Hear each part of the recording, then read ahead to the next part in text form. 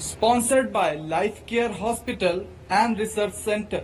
Best treatment facility available. Address Janta College Road. Nagpur से लौटे मूत्राशय कैंसर से पीड़ित मरीज का यूरोलॉजिस्ट डॉक्टर ब्रिजेश तिवारी ने किया सफल ऑपरेशन, मरीज स्वस्थ। 4th स्टेज मूत्राशय कैंसर से पीड़ित मरीज का उपचार करने नागपुर के डॉक्टरों ने भी हाथ खड़े कर दिए थे। मरीज भी जीवन की अंतिम सांसें गिन रहा था। परिजन भी मरीज को लेकर बेमन रीवा के सुपर स्पेशलिटी अस्पताल पहुंच गए, जहां विंध्य क्षेत्र के प्रसिद्ध यूरोलॉजिस्ट डॉक्टर ब्रिजेश तिवारी से मुलाकात कर अपनी सारी व्यथा बताई। डॉक्टर तिवारी ने मरीज की सबसे पहली विधिवत जांच कराई और ऑपरेशन करने की सलाह दी। परिजनों की सहमति पर डॉक्टर ब्रिजेश तिवारी द्वारा मरीज का सफल ऑपरेशन किया गया। मरीज पूरी तरह से स्वस्थ है और परिजन संतुष्ट है। इस सफल ऑपरेशन में डॉक्टर आशीष Ghanghoriya, anaesthetic doctor Alok Singh, doctor Subhash Agarwal एवं डॉक्टर लाल प्रवीण सिंह की मुख्य भूमिका रही। मूत्राशय कैंसर से पीड़ित मरीज के ऑपरेशन के संबंध में खबर आप तक की टीम से यूरोलॉजिस्ट डॉक्टर ब्रिजेश तिवारी ने क्या कुछ कहा, आप भी सुनिए। किडनी ट्रांसप्लांट हुआ, अब किडनी से संबंधित जो बीमारियां उनका इलाज हो रहा है। अब जो उससे कैंसर से संबंधित जो बीमारियां हैं उसका भी आपके द्वारा इलाज किया जा रहा है। अभी कोई आपके द्वारा नई सर्जरी की गई है, वो हमको बताएं, हमारे दर्शकों को बताएं। अभी की बात इसलिए थोड़ा सा ज़्यादा इम्पोर्टेंट है क्योंकि ये हमारे यूरोलॉजी की सबसे बड़ी सर्जरी हम मानते हैं। इसको हम इक्विवेलेंट मानते हैं किडनी ट्रांसप्लांट के, जिसमें हम कैंसर, ब्लैडर का कैंसर जो होता है, ऐसा पेशेंट हमारे पास आया था। और ये जो ब्लैडर का कैंसर होता है मोस्टली 70 साल की उम्र के बाद वाले लोगों में होता है। और 65 से 70 साल की बीच की एज के एक व्यक्ति हमारे पास नागपुर से लौट कर आए थे। नागपुर में उनकी बीमारी डायग्नोस हुई कि उनको पेशाब की थैली का कैंसर है, वो भी आज से 4-5 महीने पहले। और क्या कारण था, शायद बीमारी से डर के या बीमारी की भयावहता से डर के उन्होंने इलाज नहीं कराने का पहले संकल्प लिया। लेकिन बाद में जब धीरे धीरे वो कैंसर फैलना शुरू हुआ और दोनों किडनी उनकी इन्वॉल्व होनी शुरू हुई, तो उनकी जान पे बनाई और वो फिर सीधे सुपर स्पेशलिटी अस्पताल में यहाँ पे आए, इसी ओपीडी में आए। और तब उस समय पे तो सबसे पहले जीवन बचाना ज़रूरी था, तो उनकी दोनों किडनी में हमें पीसीएन डालना पड़ा। पेशाब की थैली में वो कैंसर लगभग 4-5 महीने से अनअटेंडेड पड़ा था, तो लगातार खून बह रहा था।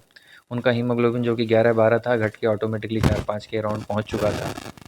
तो एक तरीके से आखिरी सांसें गिन रहे थे, तो उस समय पे सबसे पहले तो जीवन बचाना आवश्यक था। तो आज से लगभग 1.5 महीने पहले हमने उनका पीसीएन किया, उनको कम से कम 4 से 5 यूनिट ब्लड चढ़ाया।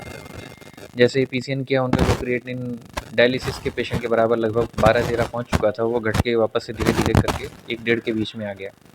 और उसके बाद हमने लगभग 15-20 दिन का ब्रेक दिया कि आप घर जाएँ, थोड़ा सा स्टेबलाइज़ हों, थोड़ा सा न्यूट्रिशन लें, खाना पीना खाएँ, उसके बाद हम आपका ऑपरेशन करेंगे। तो आज से लगभग 10 से 15 दिन पहले हमने उनको वापस बुलाया और उसके बाद हमने उनका ऑपरेशन करने का डिसीजन लिया।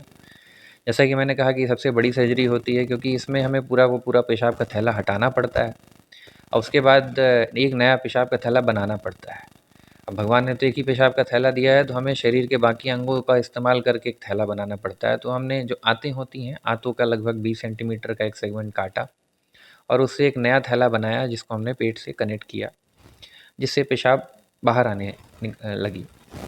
और एक तरीके से ये कहें कि अगर हमने उस व्यक्ति के जीवन में 6 महीने, साल भर, 2 साल भी अगर हमने जोड़ दिए, तो हम इसको एक सक्सेस मानते हैं। जो व्यक्ति शायद आज की तारीख में जीवित नहीं रहता, आज मेरी ओपीडी में वापस आया है और पूरी तरीके से स्वस्थ है, तो ये एक बहुत बड़ी बात है। और इस तरीके के ऑपरेशन पहले नहीं होते थे यहाँ पे, अब तो हम लोग कर रहे हैं, रेगुलरली कर रहे हैं। और कैंसर स्पेशली प्रॉब्लम ये है कि मरीज़ बहुत लेट प्रेजेंटेशन करता है, तो कई मरीज़ तो ऑपरेट करने लायक रह नहीं जाते हैं। इसलिए इस तरीके के कैंसर जब भी मिलते हैं, तो उनका इलाज करना, उनका आउटकम इस तरीके से देखना एक बहुत बड़ी बात होती है। सर, ये किस स्टेज में कैंसर था? ये आखिरी स्टेज थी, स्टेज 4 था। इवन जब हम ऑपरेट कर रहे थे, तो अंदर पेशाब की थैली से बाहर वो कैंसर निकल चुका था, हड्डियों में चिपक चुका था, आंतों में चिपक चुका था। तो इवन ऑपरेशन करते समय भी एक समय बीच में लगा कि इसको पूरी तरीके से कंप्लीट कर पाना मुश्किल होगा, पर किसी तरीके से हमारी टीम थी, हमारी टीम बहुत वेल ट्रेंड है अभी, तो हमने लगे रहे और लगभग 4 से 5 घंटे हमें लगे पूरा ऑपरेशन कंप्लीट करने में। और ऑपरेशन के बाद रिकवरी अच्छी रही। इस रिकवरी में 2 पार्ट होते हैं। पहला कि हमने जो पेशाब का रास्ता नया बनाया है वो बढ़िया से काम कर रहा है कि नहीं, उसमें कोई लीक तो नहीं हो रहा है। और दूसरा, आंतें हमने काटी हैं और आंतों को वापस से जोड़ा है, तो हो सकता है कि आंतों में लीक हो, तो उसके लिए भी हमको देखना रहता है, क्योंकि 2 सिस्टम हमने इन्वॉल्व कर दिए हैं, खाने का भी सिस्टम इन्वॉल्व कर दिया और पेशाब का भी सिस्टम इन्वॉल्व कर दिया। लकीली पेशेंट पूरी तरीके से ठीक है। आज हीमोग्लोबिन 10 से 11 हीमोग्लोबिन चल रहा है, उसका क्रिएटिनिन भी अराउंड 1.2 1.3 के अराउंड चल रहा है। तो पेशेंट बढ़िया है। अब आगे हम उसको कीमोथेरेपी के लिए भेजेंगे।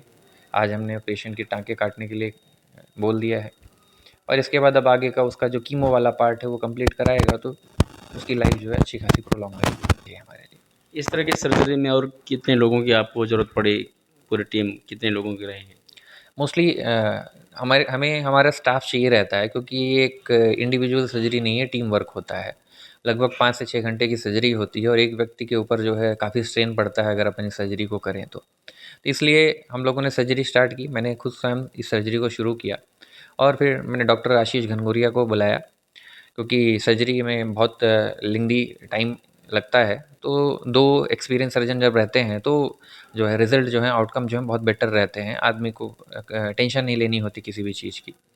इसके अलावा हमारे एनेस्थीसिया में डॉक्टर आलोक सिंह हैं और उनकी टीम है, जिसमें डॉक्टर लाल प्रवीण सिंह, डॉक्टर सुभाष अग्रवाल, डॉक्टर राजीव सिंह, राजीव द्विवेदी एवं डॉक्टर रवि प्रकाश, ये सब थे। हमारा स्टाफ अभी ट्रांसप्लांट की ट्रेनिंग लेके आया हुआ है, तो मैं ये कह सकता हूँ कि रीवा में अगर बेस्ट टीम है अगर यूरोलॉजी की, वो सुपर स्पेशलिटी हॉस्पिटल में ही है, जिसमें संध्या है, निर्मला है, आशीष है। तो इन लोगों की हेल्प रहती है, तो हम कोई भी बड़ा ऑपरेशन करने के पहले सोचते नहीं हैं कि कैसे करेंगे। हमें बस पोस्ट करना होता है और नेक्स्ट डे हमारी ओटी भी रेडी रहती है और हम प्रिपेयर भी करते हैं। डेली हमारे यहाँ पे किडनी के ऑपरेशन हो रहे हैं। लगभग पिछले 3 दिनों से हम लगातार दूरबीन द्वारा किडनी का ऑपरेशन निकाल रहे हैं। इतनी ख़राब किडनियाँ आ रही हैं कि हम डेली एक किडनी का ऑपरेशन कर रहे हैं। इवन आज भी हो रही है किडनी का ऑपरेशन। ये सब इसलिए संभव हो पाया है क्योंकि अब हमारा स्टाफ जो है काफ़ी अच्छे से ट्रेंड हो गया है। तो जिस सर्जरी में कभी 5-6 घंटे लगा करते थे, आज वो 1 घंटे में हो जाती है, 2 घंटे में हो जाती है। यहाँ के जो भी मरीज़ हैं गंभीर रोगों की उपचार के लिए बड़े शहरों में जाया करते थे, चाहे वो नागपुर हो, दिल्ली हो, बॉम्बे हो। लेकिन अब जैसा आपने कहा कि नागपुर से मरीज़ लौट के आया, उस ऐसे मरीज़ों का आप उपचार कर रहे हैं और स्वस्थ भी हो रहा है। तो इन चुनौतियों को आप कैसे मेंटेन कर पाएँगे? मेंटेन हम कर रहे हैं, करने की कोशिश कर रहे हैं, और इसके कुछ ड्रॉबैक्स भी हैं, क्योंकि हम डायरेक्टली पेशेंट से एक्सपोज़ रहते हैं। अगर हमारी आज की ओपीडी है तो एक ओपीडी में हमको अकेले 100 पेशेंट देखने पड़ते हैं, 110 पेशेंट देखने पड़ते हैं। और बीइंग अ गवर्नमेंट डॉक्टर, एक ये आप कहें कि अच्छी बात भी है और बुरी बात भी है, क्योंकि फिज़िकल शारीरिक लोड पड़ता है, लगभग हर डॉक्टर पे उस चीज़ का लोड पड़ रहा है, शारीरिक वियर एंड टियर हो रहा है। अगर कोई एंजियोग्राफी कर रहा है, एंजियोप्लास्टी कर रहा है, तो एक दिन में 10-10 कर रहा है। तो अभी being a super speciality doctor, चूँकि हम यहाँ अकेले हैं, जैसे जैसे हमारी टीम बढ़ती जाएगी वैसे वैसे ये वर्कलोड डिस्ट्रीब्यूट होता जाएगा। बेड्स बढ़ेंगे, क्योंकि अभी हमारे पास मात्र 25 से 30 बेड हैं। तो पेशेंट्स हमारे पास डेली 100 आते हैं, तो वेटिंग लिस्ट बढ़ती जाती है। तो एट टाइम्स कई बार रहता है कुछ पेशेंट्स में कि हमको इतने दिन बाद की तारीख मिली है, पर हमारे भी 2 ही हाथ हैं जिससे हम सर्जरी कर सकते हैं। तो जैसे जैसे बेड्स बढ़ेंगे, जैसे जैसे नंबर्स बढ़ेंगे डॉक्टर्स के, धीरे धीरे जो है हम जो है उस लोड को, जो कि नागपुर जा रहा था, उसको हम पूरी तरीके